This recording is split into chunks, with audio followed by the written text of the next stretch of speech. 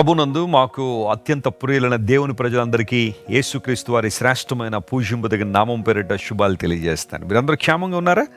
మీ క్షేమం కోసం, మీ ఆధ్యాత్మిక శ్రేయస్సు కోసం ప్రతిరోజు మీకోసం మేము ప్రార్థన చేస్తున్నాం. మా కోసం కూడా మీలో చాలామంది ప్రార్థిస్తున్నారు. అందుకు మీ అందరికీ కృతజ్ఞతలు తెలియజేస్తున్నాం. క్రైస్ట్ వర్షిప్ సెంటర్ ద్వారా మరియు జాన్ వెస్లీ ఇంటర్నేషనల్ మినిస్ట్రీస్ ద్వారా, క్రిస్టియన్ లీగ్ ద్వారా ఎన్నో గొప్ప కార్యాలు ప్రభు జరిగిస్తున్నారు. ఈ పరిచర్యలో మీరందరూ కూడా పాలిభాగస్తులైనందుకు మీకు కూడా కృతజ్ఞతలు తెలియజేస్తున్నాం.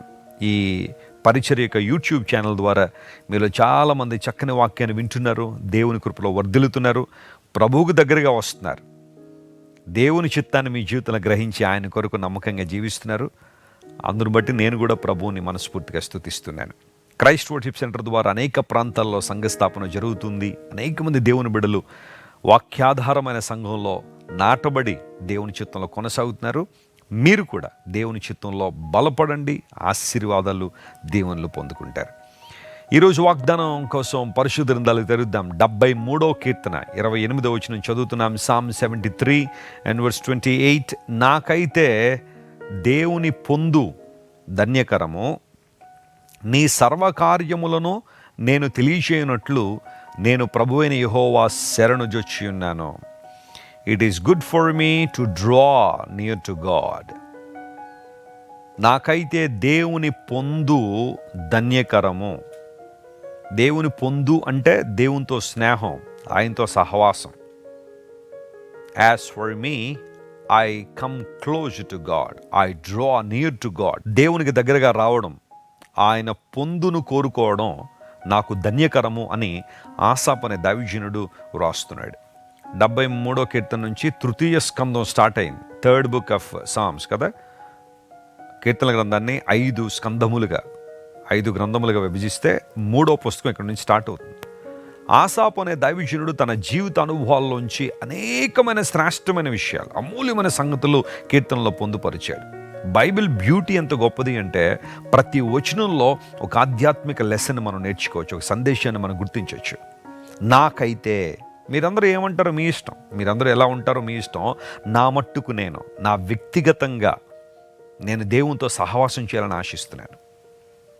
చాలాసార్లు మన జీవితాల్లో అందరినీ మార్చాలనుకుంటాం, లేదా అందరిలో మార్పు కలగాలని కోరుకుంటాం, కానీ మనలో అటువంటి మార్పును మనం ఆశించాం.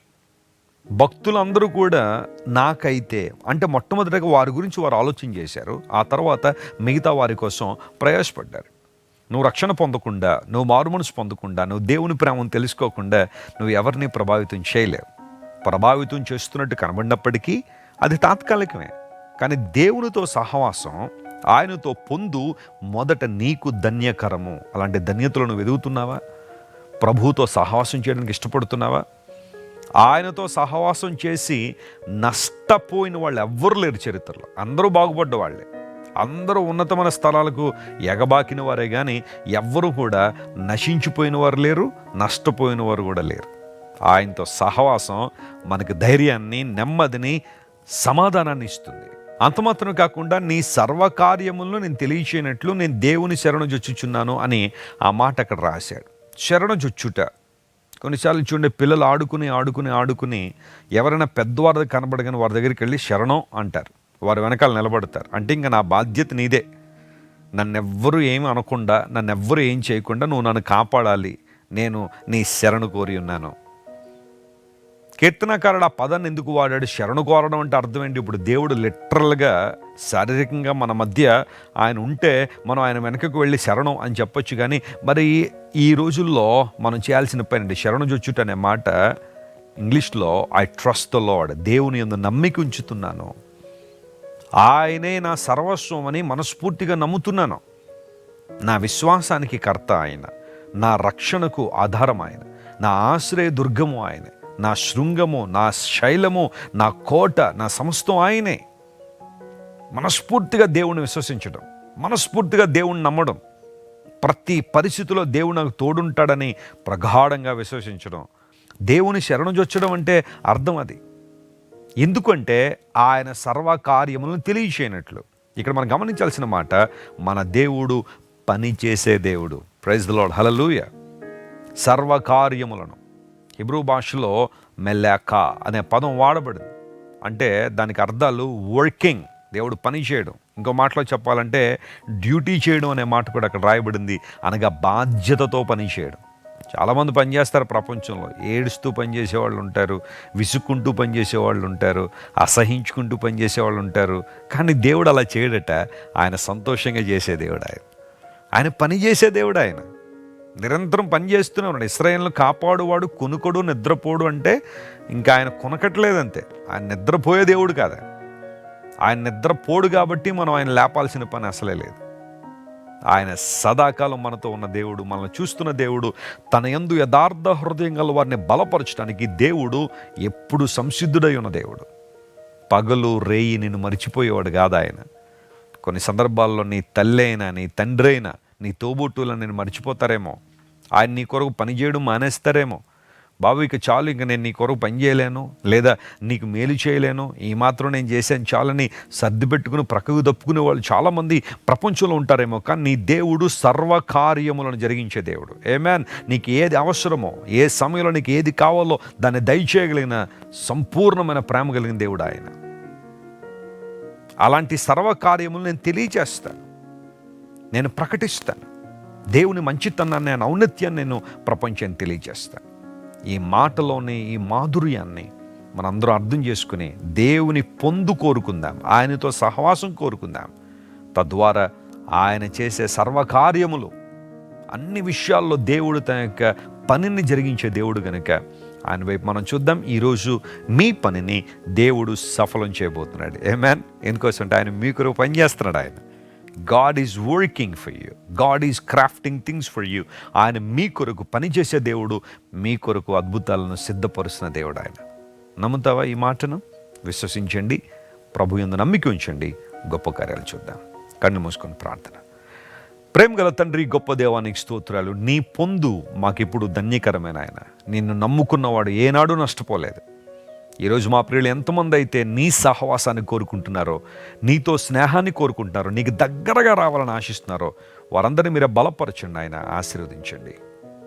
నూతన మహిమతో ప్రతి ఒక్కరిని నింపండి. సర్వకార్యములను నేను తెలియచేయనట్లు అని భక్తుడు అన్నట్టుగా నీ కార్యములు, నీ అద్భుతములు, నీ సూచక్రియలు మా ప్రియులు తమ జీవితాల్లో స్పష్టంగా చూసినట్లుగా మీరే సహాయం చేయండి. ప్రతి పరిస్థితిలో వారు చేపట్టి నడిపించండి. అనారోగ్యంతో వారికి స్వస్థత ఇవ్వండి. విడుదల లేని వారికి విడుదల దయచేయండి. ఘనత, మహిమ, ప్రభావం నీకు మాత్రమే ఆరోపిస్తూ యేసుక్రీస్తు నామం పేరిట అడిగి వేడుకొనిచున్నాం తండ్రి. Amen. Amen. God bless you dear friends. Have a wonderful day. Christ worship centre ఓ బలమైన సంఘ ఉద్యమం. కొన్ని సంవత్సరాల క్రితం కేవలం 2తో ప్రారంభించబడిన పరిచర్య నేడు ప్రపంచవ్యాప్తంగా లక్షలాది మందిని ప్రభావితం చేయుచున్నది. రాజమండ్రి, సికింద్రాబాద్, బెంగళూరు, చెన్నై, నెల్లూరు, దుబాయ్, బెహ్రైన్, కరీంనగర్, విశాఖపట్నం, గద్వాల్, కొవ్వూరు, మలకపల్లి, శ్రీలంక, భూటాన్, అడ్డతీగల, పాలమూరు, మచిలీపట్నం, ఇందిరానగర్లతో పాటు అనేక గ్రామాల్లో క్రైస్ట్ వర్షిప్ సెంటర్ ఆరాధనలు జరుగుచున్నవి. వాక్య సంబంధమైన ఉద్యమంలో, పరిశుద్ధాత్మ సంరక్షణలో కొనసాగాలనుకునే ప్రతి ఒక్కరికి మా ప్రేమపూర్వక ఆహ్వానాన్ని అందిస్తున్నాము. రండి, ఆత్మతో సత్యముతో ప్రభువైన యేసుక్రీస్తును ఆరాధిద్దాం. మీరు ఇంతవరకు విన్న దైవ సందేశం మరియు దేవుని సేవకులు చేసిన ప్రార్థన మీకు ఆశీర్వాదకరముగా ఉన్నదని విశ్వసించుచున్నాము. ఈ సందేశాన్ని మీ స్నేహితులకు, బంధువులకు షేర్ చేయండి. మీకు ఏదైనా ప్రార్థన అవసరత ఉన్నచో మా ఫోన్ నంబర్లకు కాల్ చేయండి. దేవుడు మిమ్మల్ని ప్రేరేపిస్తే విశ్వాసంతో సాగుచున్న ఈ పరిచర్యను ప్రోత్సహించండి. మరిన్ని వర్తమానాలు, పాటలు వినుటకు జాన్ వెస్లీ మినిస్ట్రీస్ అను మా యూట్యూబ్ ఛానల్ను సబ్స్క్రైబ్ చేసుకొనండి. ప్రభువైన యేసుక్రీస్తు కృప మీకు తోడైండును గాక.